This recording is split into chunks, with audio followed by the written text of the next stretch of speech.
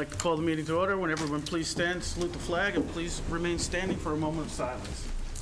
I pledge allegiance to the flag of the United States of America and to the republic for which it stands, one nation, under God, indivisible, with liberty and justice for all.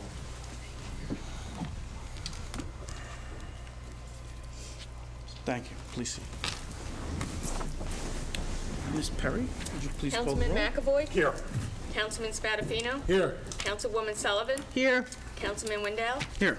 Adequate notice of this meeting has been provided as required under Chapter 231, Public Laws 1975, specifying the time, date, location, and to the extent known, the agenda, by posting a copy on the Municipal Building Public Notice Bulletin Board located in the main lobby, providing a copy to the Home News, Tribune, and Sentinel newspapers, posting a copy on the Township's website, and by filing a copy in the office of the Township Clerk in accordance with the certification, which will be entered in the minutes. Thank you. Tonight we have three presentations. We'll start off with our presentation for the Green Business Recognition Award. Mr. Mayor? Yes, thank you, Council Vice President, President for the evening. We have a opportunity here to recognize individual companies that participate and provide activities that help sustain the environment and are considered winners based on participating in providing opportunities that allow us to earn sustainability points in the Sustainable New Jersey program. The company that we're awarding a Green Team recognition this evening is Peak Environmental LLC. Is anybody from that company here this evening? Oh, okay. On behalf of the Township and our Green Team and our Sustainable Subcommittee of the Environmental Commission, we'd like to present you with an award for your participating in helping keep not only East Brunswick green, but New Jersey as well. So thank you. Thank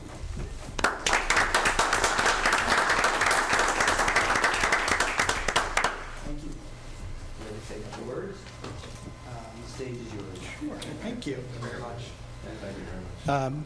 We're honored by this award. Thank you so much. A few years ago, we moved to East Brunswick, and that move kind of gave us the ability to build out our space and to do things like this. And we're very excited about the steps, the sustainable steps we've taken so far, and we look forward to taking even more steps in the future with East Brunswick. So, thank you. Thank you. Great.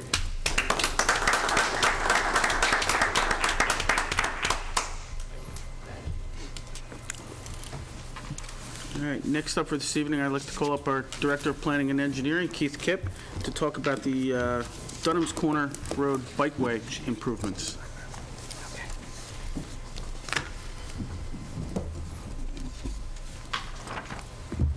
Good evening, everybody. Thanks for having me here. I appreciate it. I'll be brief. I'm just going to introduce this project. This is our Dunham's Corner Road Bikeway project, which we initially received a federal grant in 2012. There was a very rigorous process going through all the federal approvals. We weren't getting a lot of help from DOT and some other agencies. And after about 2 years of going through the process, we almost considered that maybe this grant is not worth, all the trouble that we're having to install this bike path, and perhaps we should do it on our own. And shortly after that, I guess DOT realized that many municipalities throughout the state are having similar problems, and they were giving back federal money, which isn't a good thing when it's for capital improvements in the state.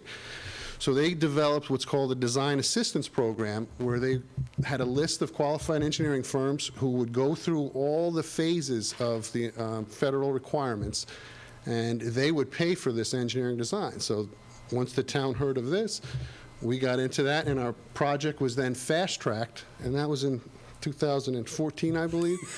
And the fast-track contract with our approved design firm was CME Associates, and the council entered into a contract with them last year in 2018. The overall project is a critical connector. It's a multi-use path between Crystal Springs Aquatic Center and Heavenly Farms Park. And as everyone knows, those are two critical recreational components of the town, and we really want to link those together. So as we moved along with the design on the fast-track process, there was a lot of environmental studies that had to be done. CME, in the environmental discovery phase, had a few things that had to be adjusted, and some more study had to be put into that. So we approached DOT and brought that up, and they said, of course. They approved it on the fast track after about 6 months, and they said we can move along with all of that. So that's one of the items that you have on your agenda tonight. The first one is an agreement between the township and DOT that they will fund this additional work as part of this project. And then the second one is an agreement between the township and CME, because we pay them up front and then we get reimbursed from DOT. But there is no, ultimately, DOT is paying the design costs, which I think is a great thing. Sure. With that being said, I'd like to introduce Mike Troncone. He's our project manager from CME, and he will get into some more specifics about the project. Thank you, Keith. Keith basically said a lot about what the project is, but I'll go into a little bit more detail and explain to you, what the design is and where we're at in the process. So you'll have a handout. Do you want to turn that You're microphone? going to have to speak in the mic, or maybe take it off. I don't know if it comes off. Yeah.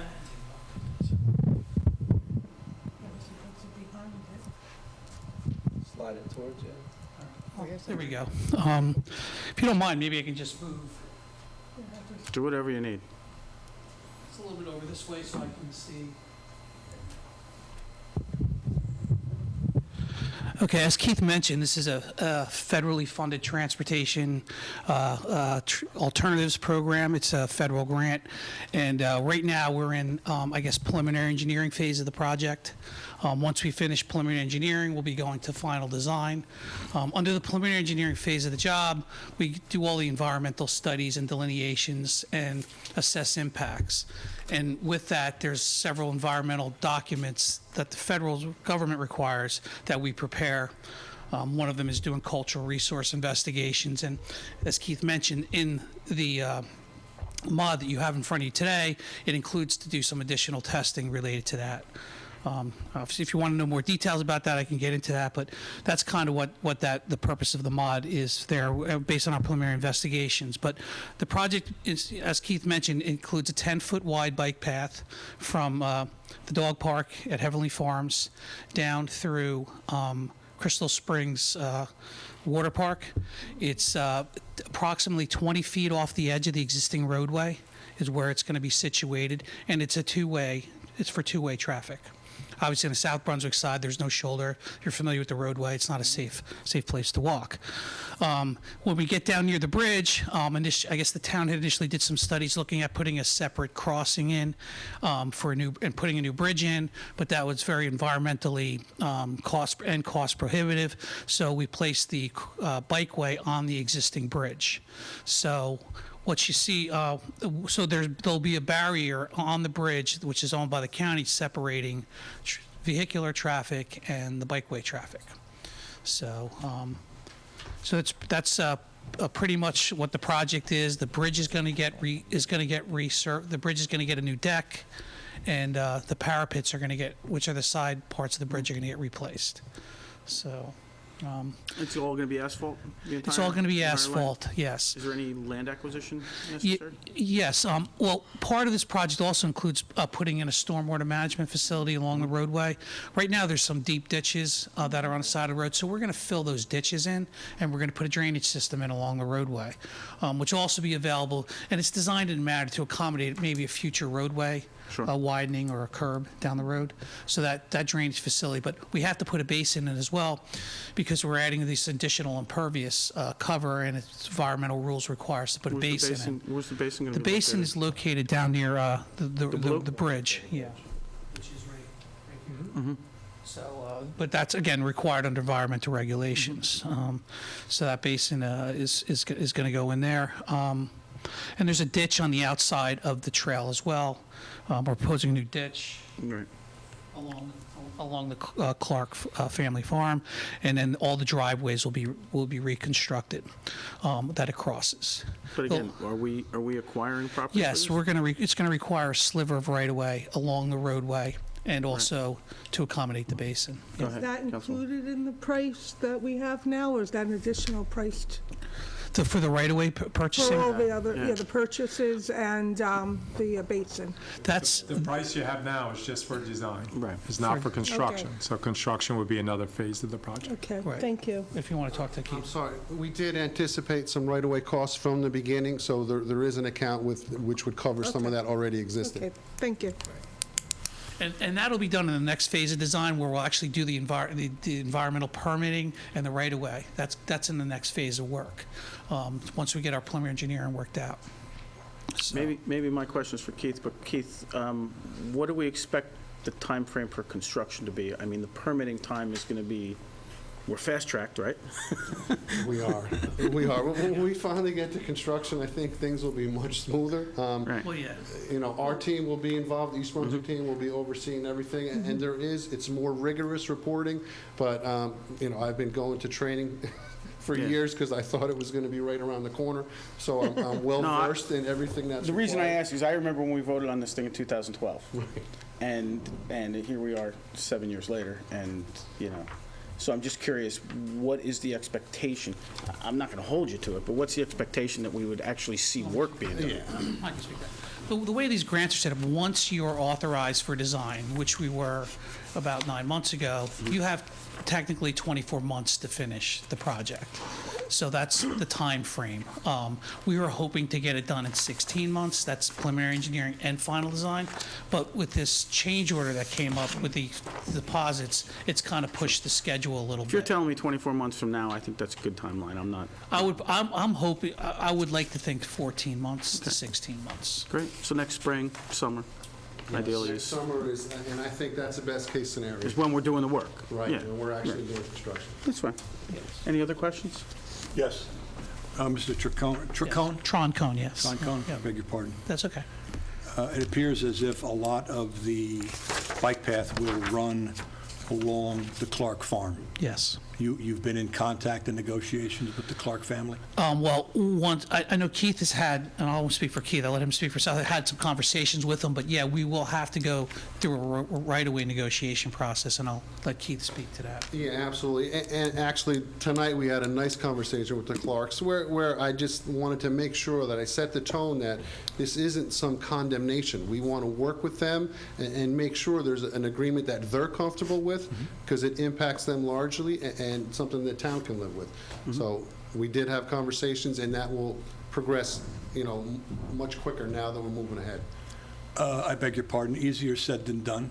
You know that farmers' land is sacred, and so when it comes to negotiating with these people, I hope you will bend to every one of their wishes, but by the same token, I understand the value of the bike path for everyone in the community, and exactly, condemnation is is totally out of the picture. Eminent domain is an evil word from this particular councilman, and as long as, because that's a long stretch along the Clark farm, It is. and they're good people. And they are, and they acknowledge that, you know, this And is if they're a good thing receptive for to the your community. conversations, that's great. Yes, And the drainage work will help them as well. it will. You know, I mean, if anybody drove by there during the storm last week, the amount of runoff coming off their For sure. farm onto that road, silt and everything else was tremendous. So, I mean, there's inherent benefits for them in this project as well. And there'll actually be a place for them to plow snow now, because right now, there really is none. There's vegetation right to the edge of the roadway, so you'll have a nice 10-foot area in place, place snow. Any other questions? We have been in conversations with the mayor and Joe Criscuolo, BA, and myself had spoke to South Brunswick about doing some type of project together to not only lower the speed limit in that one section, which I think is really dangerous because the road is so narrow, but in addition to perhaps go after state grants together and do some minor widening and get that overlaid so that the noise factor's not out there and so that it's a little safer as well. And that just sparks another thought, if I may, Council Go President. ahead. again, correct me, a fence maybe along the road, somewhere between the roadway and the bike paths, because of the narrowness of the road and the speed at which the cars go by there? Or is that not in the? No, I don't think you need a barrier. Yeah, and we typically wouldn't put a fence in because it's actually, dangerous. I mean, we would put a guide rail up, but you just can't put guide rail up. There has to be a need or a warrant for it, because guide rail in itself is an obstruction. So if it's protecting something that's worse, you would put guide rail in. So there will be guide rail on the bridge, obviously bridge approaches, and there'll also be the barrier that's on the bridge. That's because when you have a two-way bike lane, you have to separate it from traffic. So what's going to happen here? Obviously, the law is if you're traveling on a bikeway, you're in the direction of traffic. But if you are creating opposing, traffic of bikes and vehicles, you have to put a solid barrier. So there is going to be a barrier between the travelway and the bikeway on the bridge. Once we get off the bridge, that barrier will end, and then it'll go back off the road. The bikeway itself is set outside what we call a clear zone, which is a set standard by the by AASHTO, the federal government. What's that, 10 feet? It depends on the speed limit of the road. Okay. That sets that offset. So, and we meet that here. And what we have to realize is we're actually making a bad situation better here, because people do bike that road continually, and so adding something is better than having nothing. And the fact that we did get federal grants to help us do this work is a tremendous thing. Right, and just to finish that thought, speaking with the Clarks, they had some concerns that since it not only is a bikeway, it's a pedestrian trail too, it's multi-use. They had concerns that maybe someone could go right off the bike path and into their farm and do whatever they want.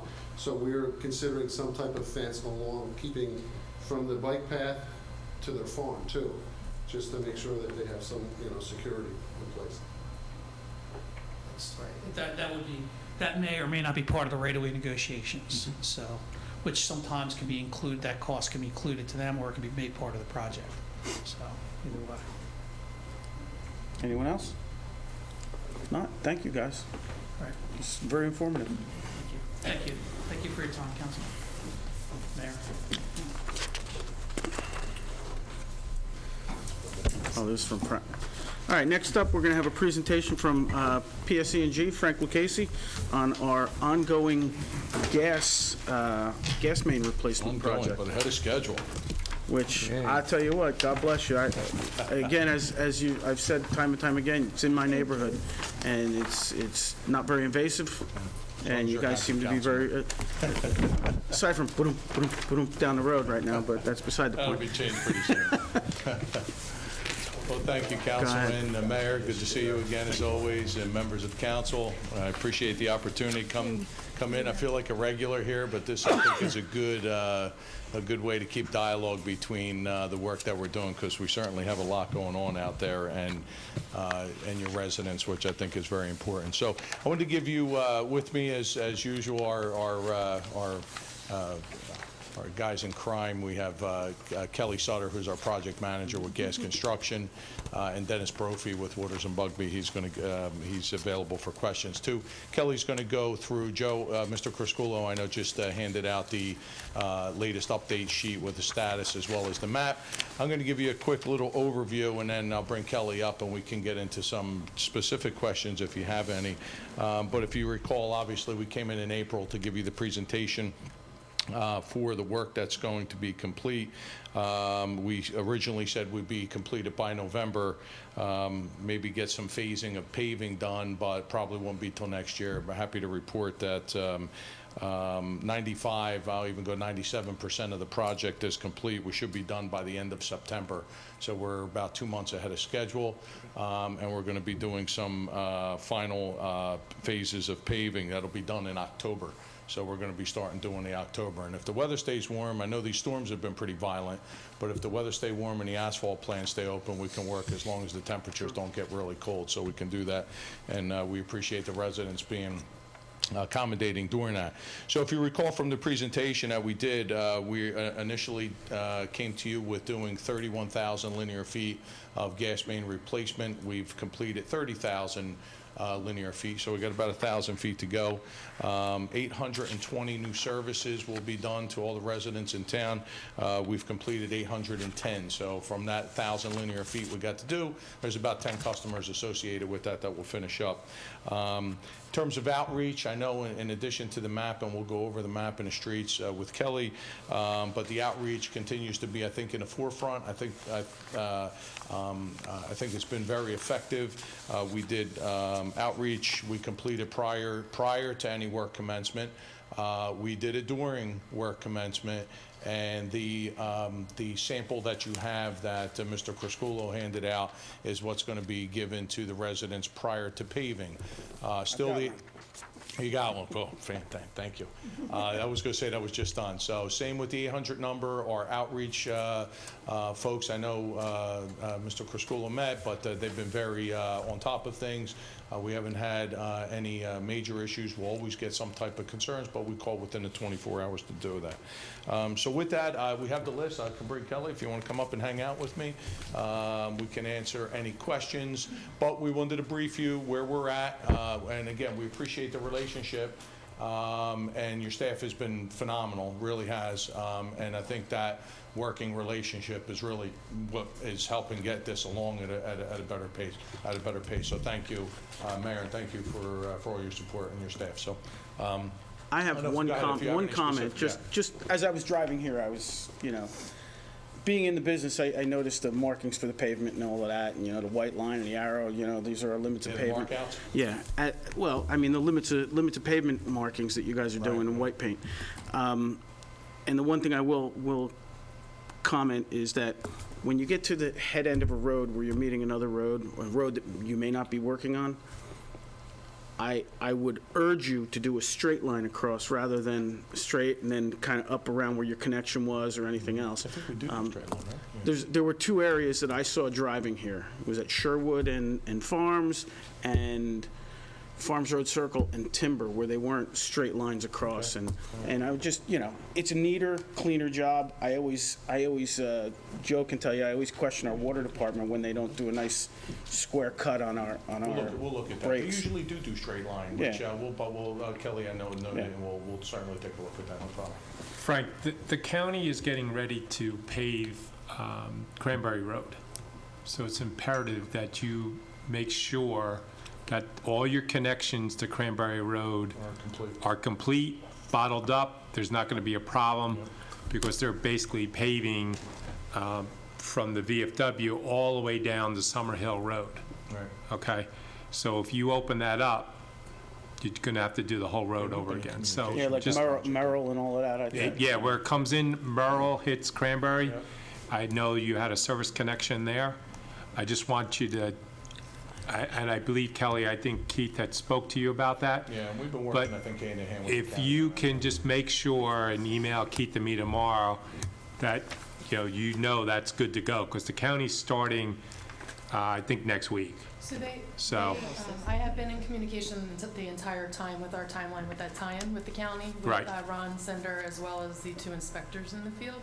We finished that tie-in on Saturday, backfilled, it's done. They actually milled over it today.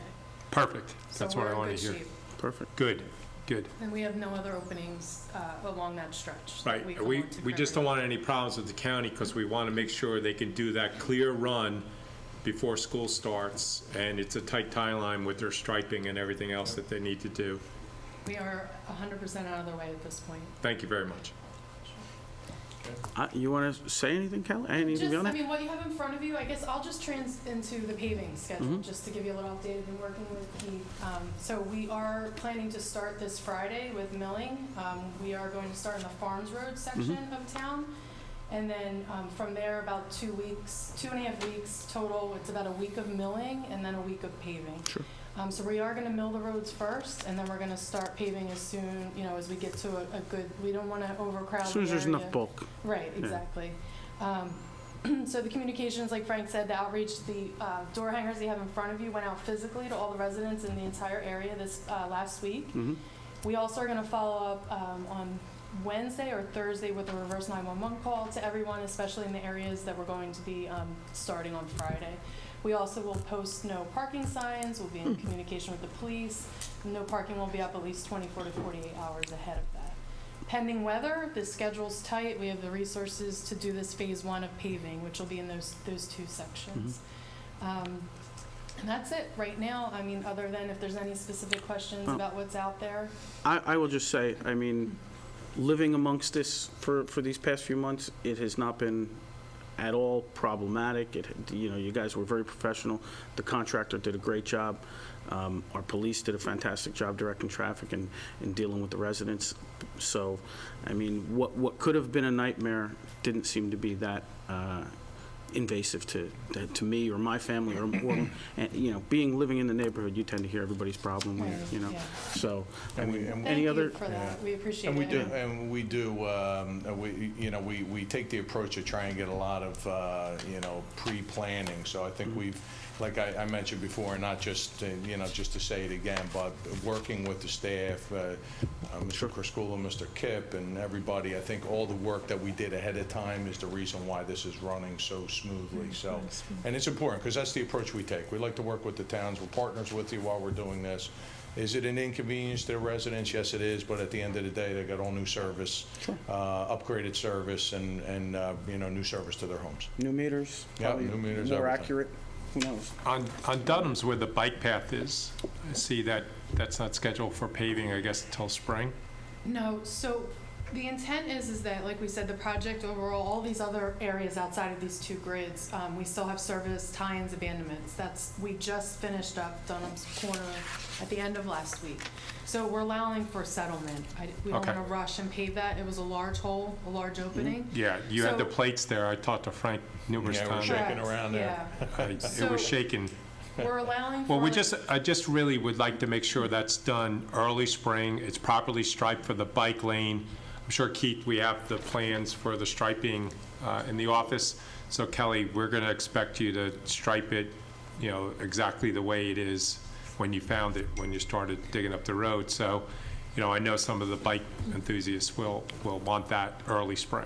So if you could plan to do that, I'd appreciate it. And our intent is to be back to finish all of the remaining paving in October. So that would be ahead of all of that. We should be good ahead of weather and. Which would be great ahead of the winter, because a lot of your trenches are crowned and all of that, which Yep. would be difficult for for plowing in the winter and all of that. So if you could get ahead of it, that'd be And fantastic. I don't see anything keeping us from getting there, so I think Right. that's the plan, and then we would be buttoned up before the winter with everything. Okay. Any Okay. council questions or anyone? No, if not, thank you so much. I Good. appreciate your Thank time. Thank you, guys. Great work. Have a great rest of the summer. All right, we have nothing on our agenda session tonight, so we're going to move on right to our public hearings. Right now, we have ordinance 19-21, which is amending Chapter 209, Vehicles and Traffic, Section 43, Schedule 4, No Stopping or Standing, and Section 68, Schedule 29, Permit Parking of the Code of the Township of East Brunswick for Helena Street and Donna Drive. Council Vice President, I would like to table this if possible. I would like to get a vote on that. I'd like to put this off until our next meeting so that I could get more information regarding. Can I ask have you to to hold hold that for a moment? Let's hear from our police officers first, maybe? Maybe they want to say a little something about this I'm first? basing my comments on the fact that at our last council meeting, I raised the question, and Mr. Kraskula responded by saying that when I asked if he had contacted the residents, his response was something to the effect that there was a resident who brought this issue up. So when I put my hands up, as I recall, and I said to the effect that, okay, the residents who are upset with this, it's because of probably noise and air pollution, and therefore they were not happy with us moving forward.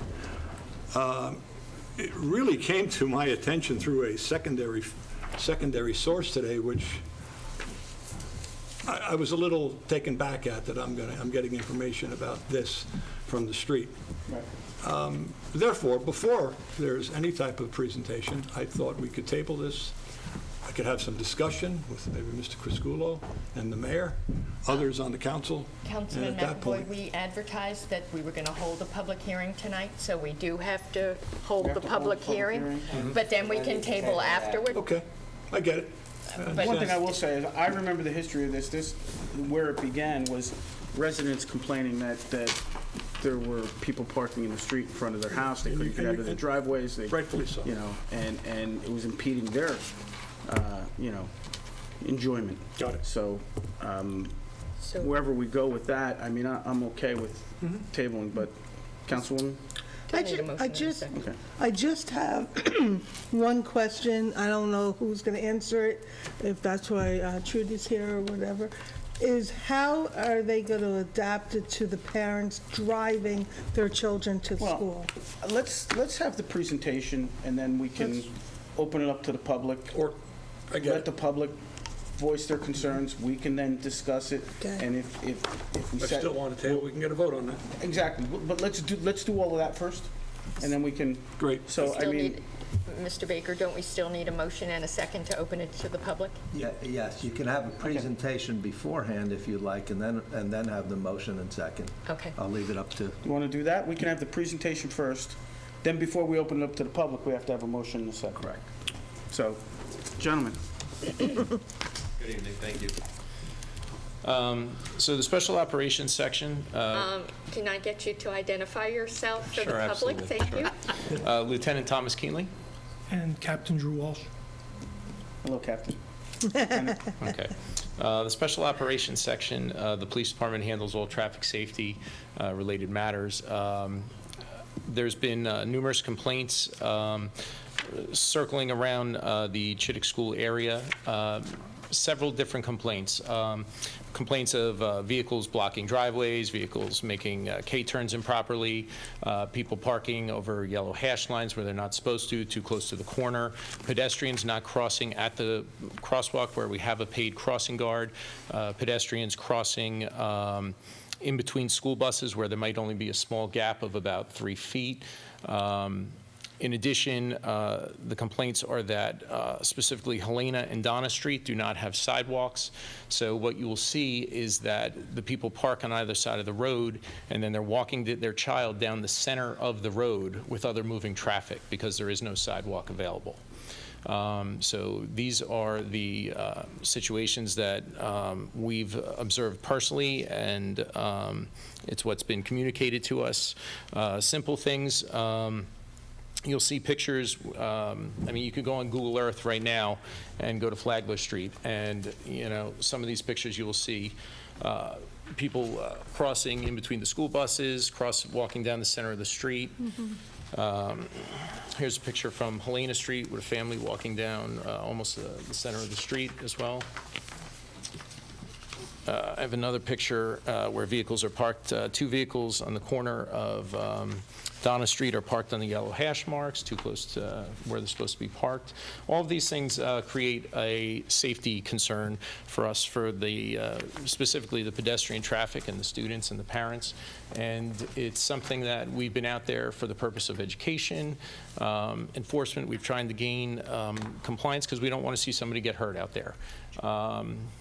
Officer Angermeyer, one of our officers, he's been like a regular fixture at Chittick School for quite some time, trying to mediate all these complaints. What we've come up with as a solution to this, to address this, is that Helena Street and Donna Street, what we propose is that Helena Street, 900 feet north from Flagler, and Donna Drive, the entire length, would have no stopping or standing posted, and it would also have a resident parking permit implemented. What we feel is that there is more than ample parking on Flagler where there is a sidewalk, and on Pearl where there is a sidewalk as well. One other thing to remember is people who park on Helena Street, it's only a shortcut because they're not using the crosswalk. If people parked on Helena and then had to walk up to Flagler and then walk down to the crosswalk and cross the crosswalk and then walk back up to the school, it's really not any real difference in distance as if they just parked further down Flagler, and they have the sidewalk the entire length, and nobody's improperly crossing the street, and there's no hazardous situation.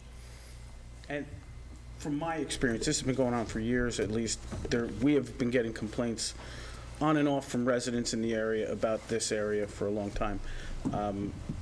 But you guys feel it poses a hazard currently? We feel it poses a safety hazard, absolutely, and there is also, less important, the more important is the safety, but there is also the quality of life. People's driveways have been blocked, people park 3 feet from the curb at times because they're in a rush, people parking too close to the corner, people like blocking the stop sign. So there's other issues even on top of the pedestrian traffic issues that we're observing. And how much time do you feel that we're spending with an officer there to try to police these issues on a regular basis?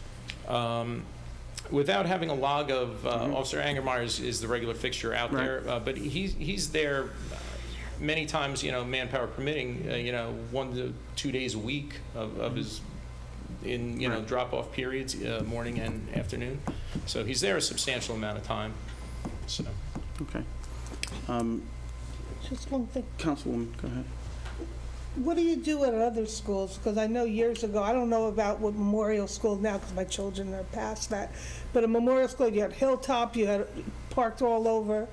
And then when they built the new school, they then had like a drop-off, and I think Irwin has that too, and I believe Bound Monroe has it. Is there any way... So Central. Central has one too, drop-off? Is there any way that the Board of Ed or whatever could do like a drop-off to make it easier and more convenient and better for the neighbors as well? Yes, so they actually have a drop-off lane where you pull up into the parking lot of the school and you could drop your child off and you keep going. Morning is less of a problem than afternoon pickup. The problem here with this is people who want to drop off and either need to or want to walk their child to the door. Depending on the age, they may have to walk the child to the door if it's a preschool situation, or they just that's their prerogative. That's what they choose. They want to do it. So the people who want to just drop off, child gets out of the car, exits. That's already in place there. In addition, people who use like the morning care, there is parking allowed right on Flagler up until 8:30 p.m. 8:30 a.m. where they can stop there, and it's just after 8:30 where it's prohibited because then that becomes the bus lane. But they do have a setup where parents can drop off. Pickup becomes a little bit tricky though, because where you have more of a car like backup. So that's one of the issues we do see though. Okay. Any other questions? For Yeah, the this, officers? Lieutenant, this level of discomfort for the residents in that neighborhood, is this something new, or is this something that you, because you are veteran police officers, that you've experienced or heard about, whether it's unique to Chittick or Frost, or is it something that's been ongoing? Every school is a unique situation. This school, it has been, in my experience, an ongoing problem there, where this is nothing new for us getting complaints there. All schools, really. Every school has a different situation. Maybe they each have a different problem here or there. Some have the space and the real estate to spread things out more, makes it much more convenient, or they have the schools on a less traveled road. This is a very tight-quartered area. They also have parking available on Old Bridge Turnpike. There is a cutout where there is a large section where they can park, just prior, to the crosswalk and the exit of the school. So this is nothing new to Chittick. And since it's not new, to your knowledge, and you may not have this knowledge, but has there been an educational program on the part of the school district at a PTA meeting to inform the parents that you are selfishly creating havoc for everybody? This is not just the homeowners, this is the police officer who might be on duty, this is the parents who are dropping their kids off. We can only imagine when it's snowing and it's raining, you can multiply this by 5. I can't say for Chittick, but I know Memorial has had that type of stuff where the principal has put something out in the beginning of the year to let parents know what's proper and what's not proper. I mean, it lasts for a few weeks, but it tends to get back into bad habits. I know that my daughter just graduated or moved up from Memorial to Hammersholt. Over the course of the time she was there, they changed the traffic pattern several times till they got it right, and it seems to flow the best it has in my time there. And I've discussed it with Chief Lasacco, and we've tossed around some ideas that potentially the Board of Education might be open to with changing a flow of traffic into the school and out of the school. But either way, it's still, even if they can't change that, it's still a safety issue with those people crossing that street in between the cars, down the middle of the road. That's what our concern is, the safety of the families. And this has been an issue at the high school even as recently as last year. I remember you guys were enforcing no parking zones on Merrill and all of that, where there was a lot of pickups going on. So, yes, Mr. Mayor. So, we had gotten complaints over the course of the last couple of years about this is not a new problem. It hit a crescendo the end of last year, actually fairly close to the end of the school year. And we deployed more officers than we normally do because of the increased number of complaints. And so the Special Operations Unit did do this investigation with the intent of coming to a conclusion over the summer so that if there was to be any type of change, it could be implemented with the new school year. And my understanding from communications that we got from the captain at the time who was managing this investigation was that the school was informed of what was going on and that he was working with the individuals at the schools. It just came to our attention now that the schools were not as well informed as we would have liked them to be. But at the end of the day, what this kind of boils down to is there's two, as I see it, interest groups. You have the interest group of the residents that live on the streets who have for years been complaining about this problem, and you have the interest groups of the parents who want to drop those kids off as convenient a spot for them and their kids as possible. But at the end of the day, what I believe should rule the day is what is in the interest of the safety of the children that are there. And you could see from the pictures, which it just happens to be that Google Earth took the picture when there's kids leaving school, walking between school buses, verifying for your eyes exactly what the officers have been complaining about. It's documented right there for you to see. So these are not images that are... They did not, it came off of Google Earth. It Wow. just happened to be as school was exiting. That's a problem. And so the reason why we would like this on for tonight, we could talk about how the communication could have been better with the schools, point taken. We could talk about all of these things, but the reality is that if you're going to institute a new process at the schools, the best time to do it would be the beginning of the school year. So with 2.5 weeks left for school to go into place, I think that it would be important that the council take up what is in the interest of the safety of the kids, and we could worry about how we could fix the communication problem later. That's my... I'm all about the safety. I mean, to me, that's the key. Let me just ask a question, and I believe you'd said this. If the parents that are dropping off children on Helena did the right thing and walked down to the crosswalk and went across and then up to the school, it would be no further than parking on Flagler, even if it was down well past the playground, and walk straight up. Is that correct, officers? It would be a similar distance, yes. So, it's the same length. If you were a parent that were walking their child properly, and that's key, it's the same distance. Thank you. Okay. The other thought was that, and again, this is something that the schools would have to work with our public safety officers, but if you simply just flip where the buses are dropping people off and where the kids are being dropped off and use Flagler for the drop-off and have the buses enter the parking lot and line up inside, which is where the kids are let out from. They're let out from the back of the school. It would actually, I think, make for a safer drop-off and pickup, and I think it's something that would be relatively easy to implement. If you look at Warnsdorfer and you look at Irwin, that's essentially what they do there too. Well, It's my intention to try to at least move forward on this and have the public hearing. To get a vote on this tonight, have the public hearings, vote, and then we, get a motion in a second, have the public hearing, let the people speak, and then we can decide how we're gonna move this afterwards. So at that point, I'd like to get a motion on this. A motion by Councilman Spadafino. Can I get a second? I'll second it. Second by Councilwoman Sullivan. At this point, gentlemen, I think you've given us enough information. I'd like to open this up to the public and let the public speak on this issue.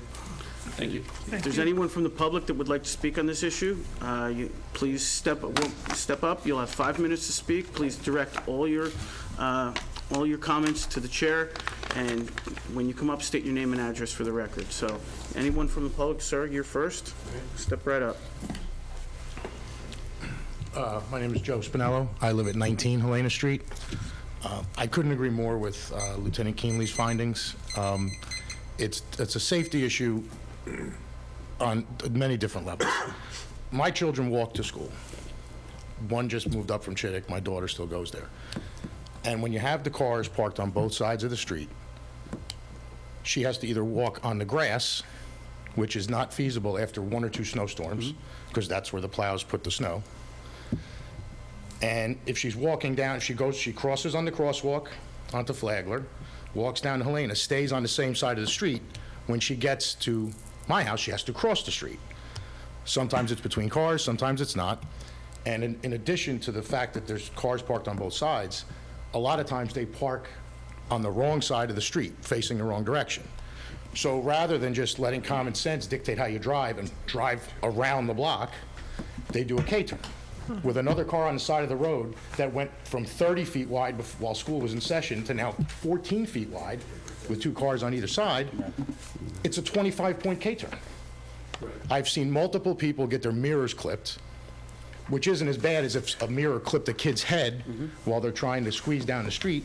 The mothers, or even the fathers walking with the kids, sometimes they're 2 and 3 wide in the roadway. Now, if we had sidewalks, and correct me if I'm wrong, but I believe that we're one of, if not the only school that does not have sidewalks on every road that brings you to that school. I don't know about that. And again, I know you go through the central school neighborhood, not all those. like I said, I could be wrong. I know we're one of, if not the only. I didn't. Right. So that's the main crux of it, is that there's just too many cars in too tight of a space, and there's too many people walking. And we all know, you could tell the kids till you're blue in the face how to walk down the street. They don't. They don't listen. They have a lapse, they're talking to a friend, they see a squirrel run by. Any one of those things can happen. It would be a true tragedy if anything were to, one child. And by not acting on this, it would put it on us if we didn't do something about it. Now, again, if we had sidewalks, different story, because then there's no excuses. But without sidewalks, I think it's foolish not to do this. And like Lieutenant said, you can go to Pearl, or you can go from Flagler rather, from the end of the playground down. It's the same distance, sidewalks on both sides of each street, and plenty of parking. So I'm all for the ordinance. So there's plenty of options. In my opinion, yes. Yes. Thank you. Thank you. Anyone else from the public wishing to speak on this issue, and this issue only? Anyone?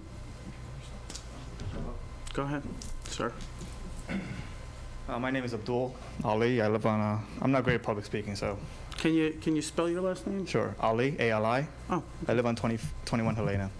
And I have to also, just as he said, and as the officer was talking about, this has to do with safety.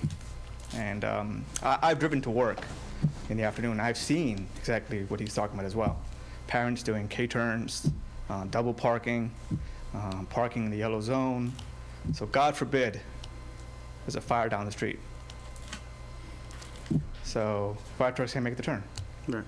So, this is like, for me, the fact that it's been going on for years, it's just, it doesn't make sense, because it has nothing to do with the residents being uncomfortable. Okay? It has nothing to do with that. It has to do with safety. And like he was saying as well, parents walking with kids in the middle of the road. All right, the parents want to drop off their kids convenient as possible. That's understandable. But safety should supersede everything else. I agree. So Thank you. this has to be acted on. It's because it has to do with safety. Thank you. Anyone else from the public wishing to speak on this issue? Okay, seeing none, I'll close the public portion. Wait, someone Oh, wanted one to... more? Oh, I'm sorry. No, it's all right. I was waffling. Good evening. My name is Ann Deza. I live at 148 Joseph Street. I am a parent at Chittick. My son is a 4th grader there. I do pickup. I originally came here to question why this ordinance was being put in place, and after listening to the gentleman who spoke previously before me, I can understand now why that it is a safety issue. And I agree. I have seen also each day what these gentlemen have described. It is unfortunate, I feel, that the poor behavior of people who cannot follow basic common sense and follow the rules of the roadway should impact those of us who do. My concern is with this ban.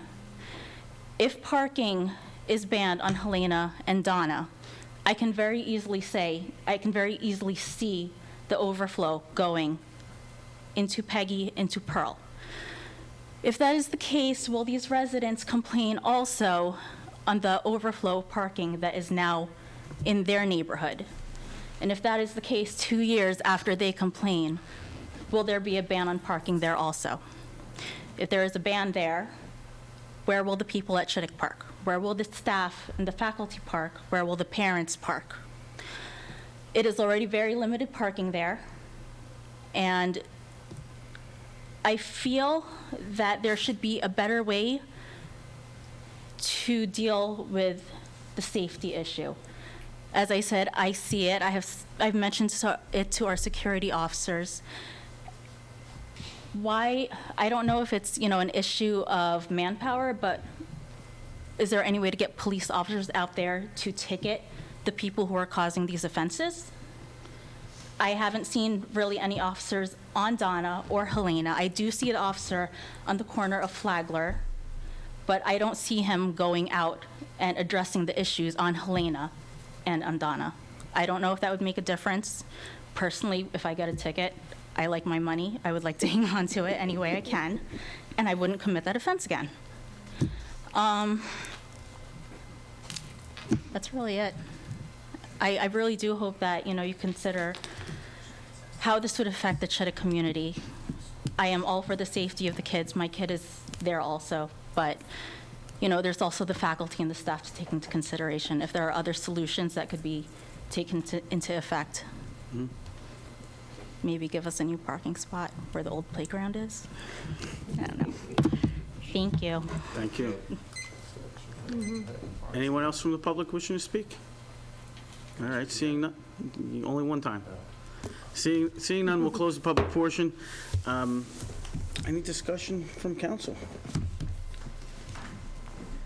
Yeah, it's a slippery slope as we, your elected officials, look out at you who put us here. And there are arguments on the Board of Education side, and there are arguments on the resident side. But as our last speaker just spoke about the safety of the children, that supersedes everything. So is it going to be a perfect solution? No. Is everybody going to be happy? No. But there's no reason,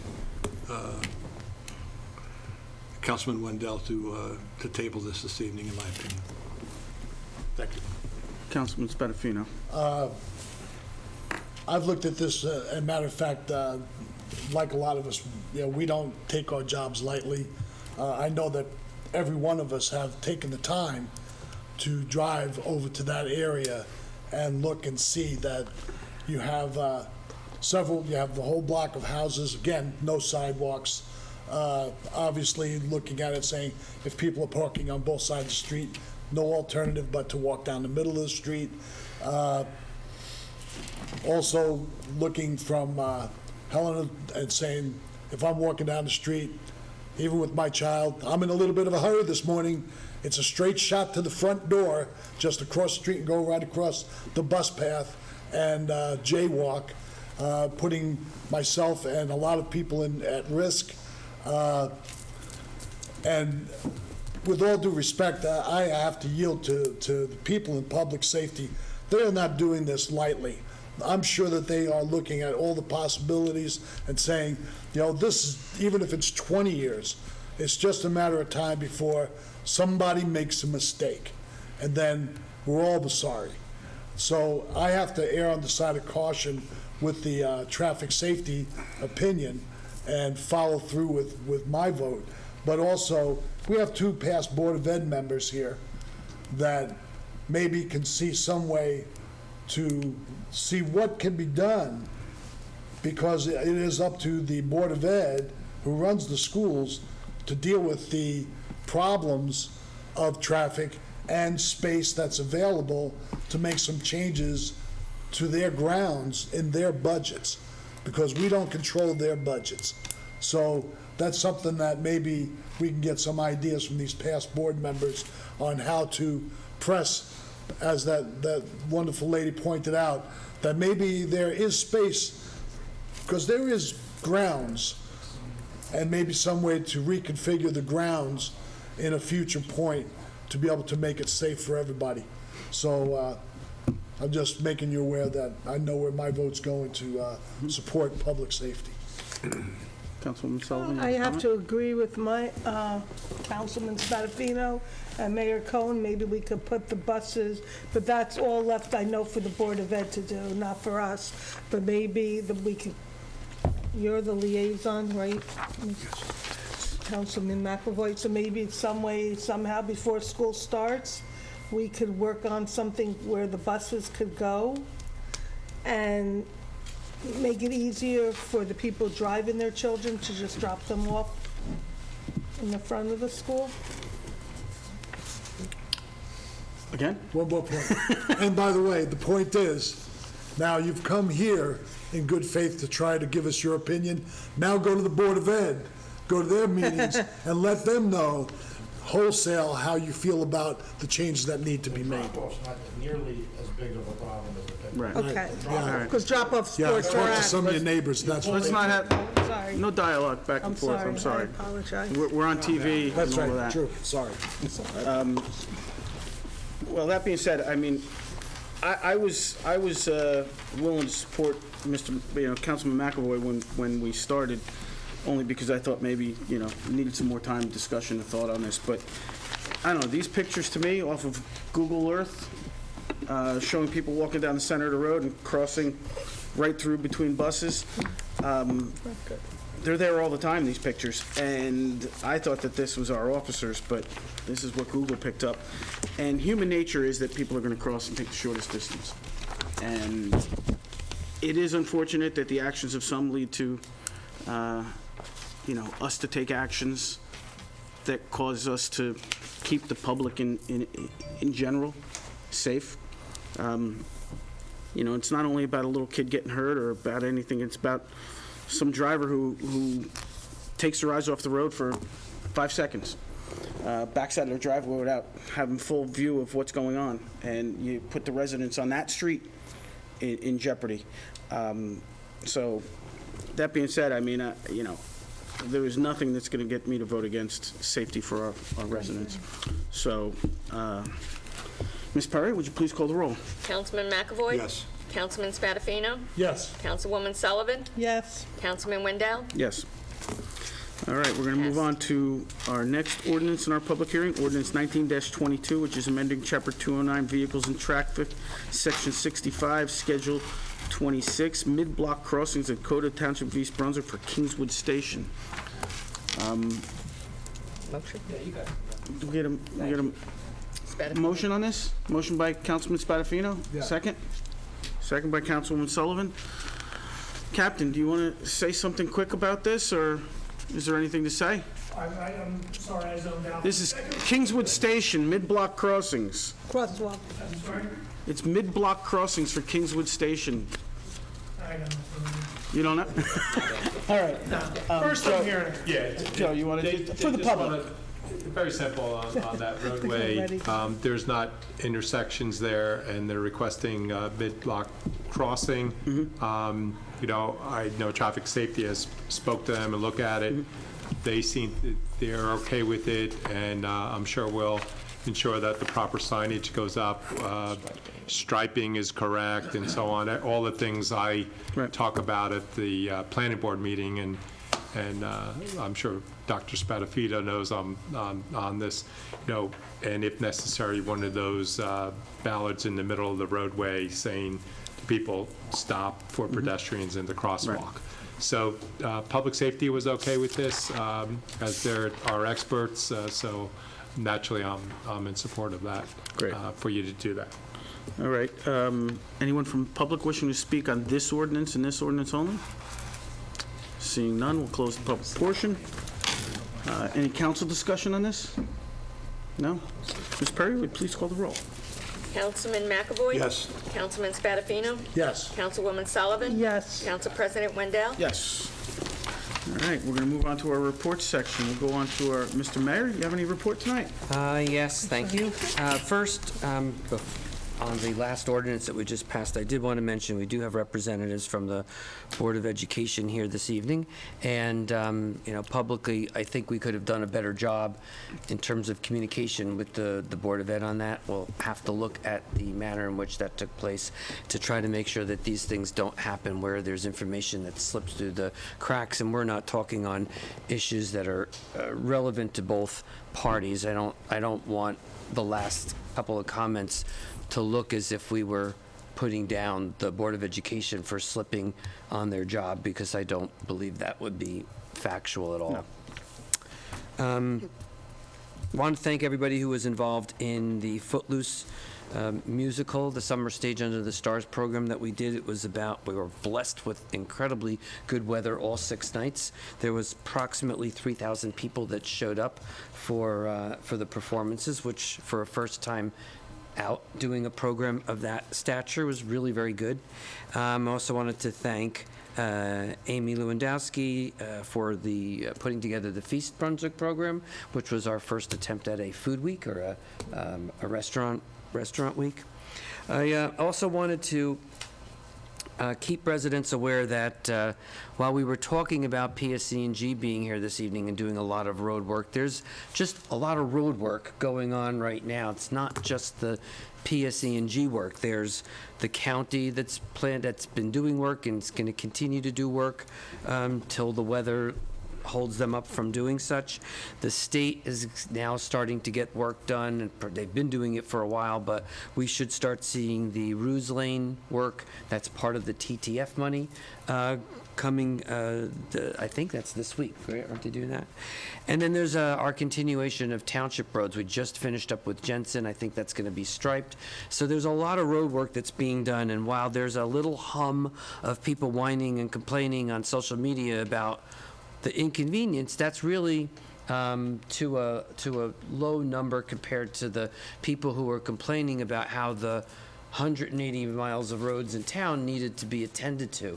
So we want people to recognize that we're responding to that, and there just may be inconveniences while we get to a point where we can get to some of these roads. Many of them haven't been touched in 40 years, so we just have to do it.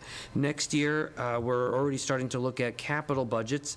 Our goal on the administration side, and ultimately it's up to the council, is to hopefully triple the amount of money that goes into roads, because we have 180 miles of roads. It's costing about $400,000 for each mile, and if we put $2 million in each year, you're only getting 5 miles. Do the math. We'll never get it all done. So we really have to start looking at ways in which we can put more money into some of these roads that are just in desperate need of repair. We all agree on that. And the last thing I wanted to talk about or announce is the first hopefully what I think, hope that will be more, charity galas, Mayor's Gala, which will be on October 2nd at the Park Chateau. It is a charity, the Mayor's Charity Trust, is a program that's provided to help raise money for community and charitable causes in East Brunswick and the surrounding areas. They would include things such as Feeding Middlesex County, the DAISY program, the Lost Souls Project. Money could also be set aside for families that might need help attending camps or providing uniforms or school supplies. These are all the type of things that we want to be an inclusive community and not have anybody feel like they're falling behind. So anybody who's interested, we're also going to be recognizing volunteerism, which in all honesty, we have a really great town with lots of people who commit hours and hours and hours to different boards and commissions, Board of Education. I know Councilman McAvoy and I did our years on the Board of Education. A lot of those people put incredible amount of time in not only to the board meetings, but committee meetings. It's just hours and hours of work, and they're not compensated, and so I think this is an opportunity for us to say thank you to them. There'll be a male and female Volunteer of the Year award and one for a organization and a corporate partner. The winners or the awards this year are going to be given to Jane Mueller from RE/MAX, Austin Cossack from the Department of Public Safety, the East Brunswick Education Foundation, and Brunswick Memorial. All worthy winners, all people who have contributed thousands of hours to the township. And so I'm hoping that we can get as many people to attend, maybe put an ad in the ad journal. All of that goes towards the charities and recognition of people who, like I say, are sort of, I call them the unsung heroes of the town. Because they're constantly giving and have never looked for anything in return. So that was probably a little longer than I thought it would be. Thank you. Thank you. Mr. Administrator? No, nothing. No? Nothing. Nothing from our Director of Law? Anything from our clerk? Just on, there was a typo on the resolution 16666 for the emergent condition. It should be at the Transportation Center and not the Nielsen Plaza. So we're correcting that before we adopt it. Any council, committee, or board reports? Yes, Councilman McAvoy. East Brunswick Water Policy Advisory Committee met on August 2nd. The committee reviewed and discussed complaint logs. George Smith stated that the complaints about the smell and taste of the water is due to the warmer weather, and they were isolated complaints. Water production reports were reviewed. No significant items were noted. Water maintenance reports were reviewed. Mr. Smith stated that the decrease in water main breaks is due to the warmer weather. Mr. Lostek stated that PSE&G is upgrading gas lines and also leads to an increase in markouts, as we heard from our PSE&G presentation. And Mr. Smith also states that we have about 300 to 500 markouts a month. The remainder of the meeting, which went on for another 50 minutes, was a lively discussion about the fluoride issue. And that's something that will probably gravitate towards the council, but not at this particular time. Thank you, Council Vice President. Thank you. Any other council, committee, or board reports? All right, seeing none, we'll move on to our public portion. Anyone from the public wishing to speak? Seeing none, we'll close the public portion. We'll move on to our consent agenda. Can I get a motion for the following? Approving item A, approving appointing crossing guards. Item B, approving services of Rock Industries to perform an online electronic tax lien certificate sale at an estimated cost less than $2,750. Item C, authorizing mailing and advertising of tax sale notices. Item D, authorizing a change order number 1 from $196,836.13 to $233,516.87, a contract between NJTOT Local Aid and the Township of East Brunswick to participate in the Design Assistance Program for the federal aid project for the Dunham's Corner Bike Roadway. Item E, authorizing change order number 1 from 196,836.13 to 233,516.87, an agreement between CME Associates and the Township of East Brunswick to perform preliminary engineering design services for the federal aid project on Dunham's Corner Road Bikeway. Item F, authorizing the appointment of special police officers. Item G, providing for the cancellation of certain charges which the collector of tax of revenue deems uncollectible. Item H, establishing a lien on properties in accordance with the Property Maintenance Code. Item I, 2019 mayor appointments with advice and consent of Township Council to various boards and commissions. And this one's for the Water Policy Advisory Committee. Item J, approval of raffle licenses RA 2451, RA 2452, RA 2453 for St. Bartholomew School, November 15th, 2019.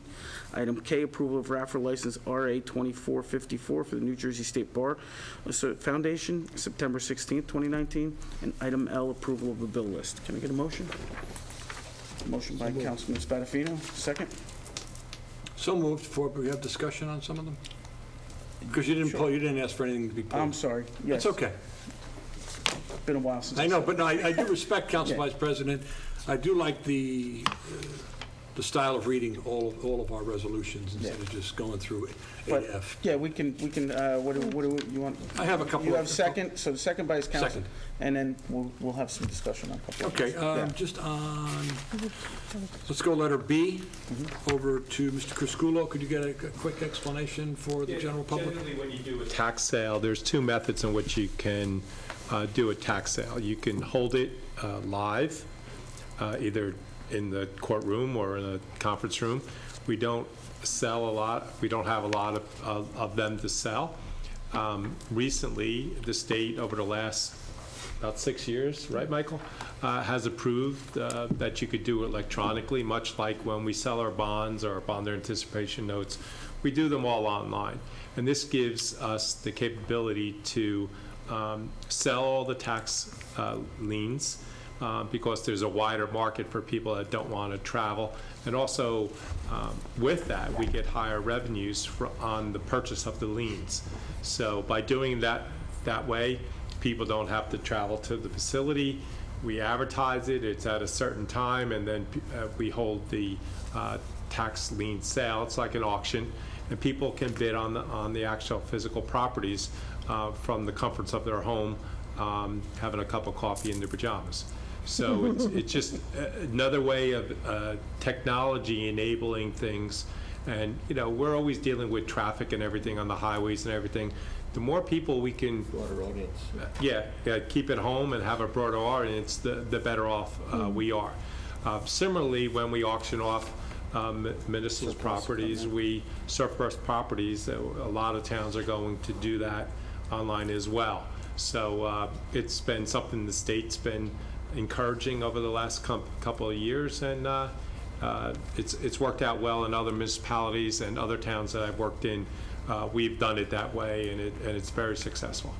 Same thing, if you may, for letter E, Resolution 1661, the change order. I'm sorry, sir, I didn't hear. Letter E. That change order was. That was talked Yeah, about that was earlier, what right? we discussed earlier. There's nothing, The first further. one, item D Yeah. is this authorizing the change order between the state and us. That's correct. Item E is authorizing the change order between us and CME. thank you. And then the state has to go back to get it changed from the feds. So when it comes from the federal government, it's that whole pass-through approach. We have to do these, then it goes to the state will go back to the Fed, they'll get it approved. And if I may, on letter I, during my term on the Water Advisory Committee, which I relish that particular responsibility, we've seen two new members come on to the committee, and most recently, Vincent DiGiorgio.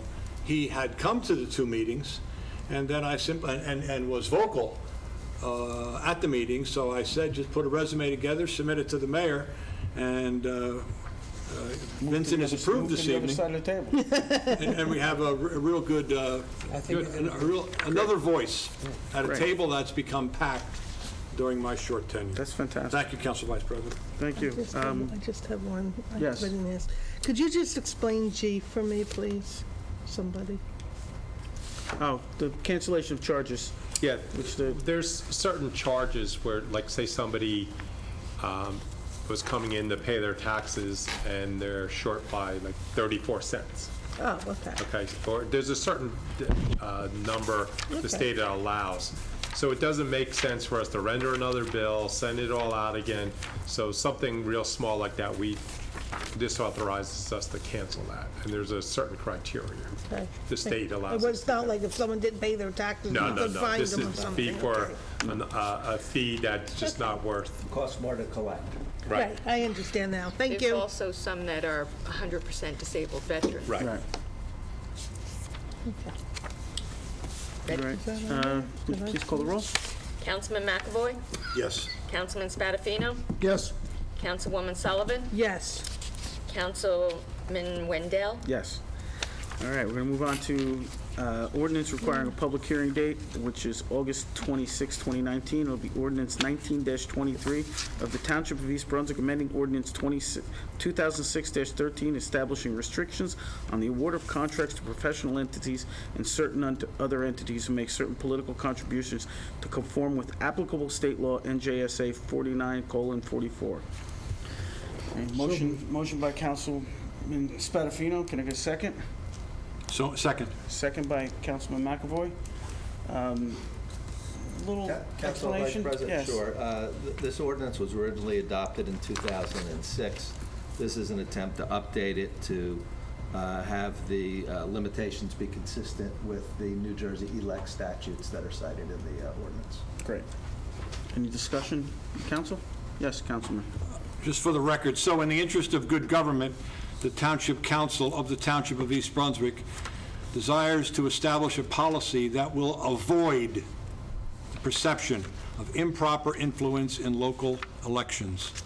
Therefore, the Township Council of the Township of East Brunswick concludes that adoption of an ordinance establishing limitations on political campaign contributions that matches that of applicable state law serves the interest of the general public in ensuing open, fair, and public administration of government and expenditures of public funds. Thank you, Council Vice President. As read from the resolution, Yes. correct? Please call the roll. Councilman McAvoy. Yes. Councilman Spadafino, Yes. Councilwoman Sullivan, Yes. Councilman Wendell, Yes. All right, we have a couple of items under new business. We have item 16639, approving a person-to-person transfer of TK Restaurant Group LLC to BSM WPG Holder LLC. This is a liquor license transfer. Can I get a motion to approve? So moved. Motion by Councilman McAvoy, second by Councilwoman Second. Sullivan. Please call roll. Councilman McAvoy. Yes. Councilman Spadafino, Yes. Councilwoman Sullivan, Yes. Councilman Wendell. Yes. Item B on our new business is acknowledging an emergent condition at the Township Transportation Commerce Center, changed from the Nielsen Plaza, and awarding contract with Kone Incorporated for the amount not to exceed $26,672. Can I get a motion to approve? So moved. Motion by Councilwoman Sullivan. Can I get a second? McAvoy, I think. Second by Councilman McAvoy.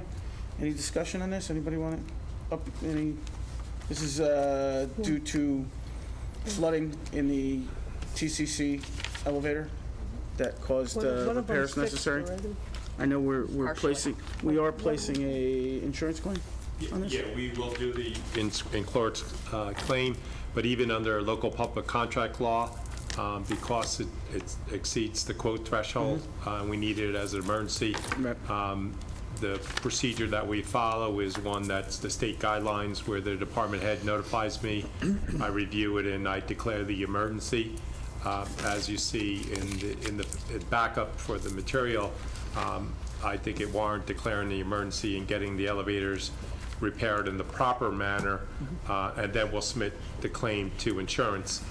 More importantly, we got to get this done as quick as possible, and once it's done, sometimes when you get in there, it could be other parts and so on, and insurance would like it all at one swoop. Right. I am happy to announce today the parking utility manager worked with the elevator company, and they did get one elevator operational, but that is not a permanent fix. It's only a fix until the parts come in, and they could replace all the cables and so on. Some of the stuff was underwater, is never intended to be in water, and now So we got new traveling cables and all of that? all the cables and everything had to be done.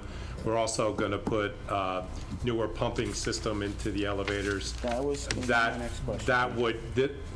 It would not have avoided this situation because the amount of rain that had came down in that short period of time.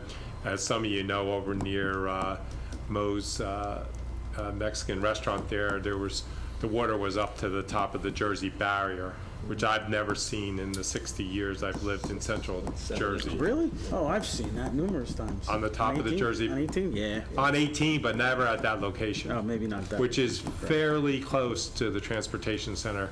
I would wonder how much rain we actually got at that particular location. So that's why we are looking at a more proactive solution to try to make, Yes. try to avoid, maybe not this one, but avoid something similar to this in the future. Yeah, and I will say, it was a real team effort, the next morning when we sized up the magnitude of the problem. The beauty of having and running our own water and sewer department is we were able to mobilize pumps and vectors and everything to avoid future damage during that particular day. So hats off to Dan Losak, who quarterbacked that portion of it with the parking utility and Lenny over there to avoid any future danger in that area. So job well done, along with the police department, who were all over the place that evening. Any other comments from anyone? No? Ms. Perry, would you call the roll? Councilman McAvoy? Yes. Councilman Spadafino? Yes. Councilwoman Sullivan? Yes. Councilman Wendell? Yes. And our last item for new business is approval of council action agenda action July meeting minutes for July 22nd, 2019. Wendell absent. Can I get a motion? Motion by Councilman Spadafino, second. Second. Second by Councilwoman Sullivan. Please call the roll. Councilman McAvoy? Yes. Councilman Spadafino? Yes. Councilwoman Sullivan? Yes. All right, for the good of the cause. Anyone? Yes, Councilman, go ahead. As the dog days of summer continue, let us all continue to do our Jersey fresh fruit and vegetable shopping at the 5 operational farms here in East Brunswick: the Gia Maurice Farm, Clark Farm, Dunham's Corner Farm Market, Kellerman Farm, and the Fodor Farm, which is still being leased. With regard to paving on Ruse Lane, which is a road that I use 5 times a day, heading down to the bakery, heading over to CVS. The question is, Mr. Criscuolo or the mayor, to my knowledge, the paving is going to go from Brunswick to Winton. Correct. What happens from Winton to Hammersholt or all the way to Canterbury? At this point in time, there's nothing planned. Okay. That's $500,000 of work to go from that location up. It was part of the TTF, and unfortunately, we had a lot of curb failures over there. Yep. So all the work that went on for the last 5 to 6 weeks was pure cement work. Also, some of the underlayment over there is going to be dug up this week, and the underlayment is going to be repaired in those locations from the core drillings that we did, and then you could expect that to be repaired and it be paved probably by the end of next week. So that project's not just a mill and pave. I mean, No. there were some areas that were fully in need of reconstruction. Take out the base paving, rip out the base, replace the base. I mean, it's like starting all over. Yep. Yeah. $500,000. Typically we do a lot of mill and paving. $500,000 for that, just from those 2 locations. And Council Vice President, I think it's time for us to take a very, very serious look at security here in this chamber during council meetings. I think it's time for a police officer to be present during the meeting, and I also feel strongly about security measures for all of the employees during the workday in the greater municipal complex. It's time to act and not wait around to react. Well, we do have security measures in place, just so you know. There is a panic button here and everything else, should there be something. Just thinking that maybe it's time to have an officer. I know the captain didn't plan on being here for the whole meeting, but having the deterrent of a police officer in this room versus you reacting to a button. It's just something that I bring to the attention of the mayor for his consideration. With all the talk of banning paper and plastic bags in New Jersey, there is plenty of confusion throughout many municipalities, including ours. There are varying municipal laws, plenty of debate, and now consideration in the state legislature that could serve as a uniform solution to phase out both single-use disposable plastic and paper bags while encouraging the consumer to make use of reusable bags here in New Jersey as well as East Brunswick. Over the past 2 years, we have watched various municipalities throughout the state enact disposable bag bans and fees with different requirements and different definitions. This has created an onerous and unworkable thicket of local ordinances for retailers that have established businesses throughout, once again, the state as well as New Jersey. Many of these ordinances have been focused on disposable plastic bags, but disposable paper bags also have a drastic environmental impact as well as higher costs than plastic bags. Additionally, the increased use of paper bags will ultimately drive up the volume in municipal recycling programs in the solid waste stream, which are currently facing increased costs. Here in East Brunswick, we need to follow the lead of State Senator Bob Smith, Chairman of the Senate Environment and Energy Committee, for his ongoing fight to remove all single-use bags from the solid waste stream. His proposed legislation would include food safety protections and provide, finally, a uniform policy for governing the use of disposable bags throughout the state of New Jersey. No longer would there be different rules based on different zip codes. So let us wait until Trenton acts before we enact a resolution or an ordinance on this issue. I, or shall I say all of us, on this governing body hope that business, government, and sustainability organizations will work together to educate our constituents about the importance of advancing this effort spearheaded by the state towards a statewide solution. Together, let's embrace a sound environmental policy that is a progressive approach that will eliminate plastic bags and support reusable bags. Thank you, Council Vice President. Thank you. Anyone else for the good of the cause? Seeing none, can I get a motion to adjourn? Motion by Councilman Sullivan, second by Councilman Spadafino. All in favor? Aye. Opposed? Good night.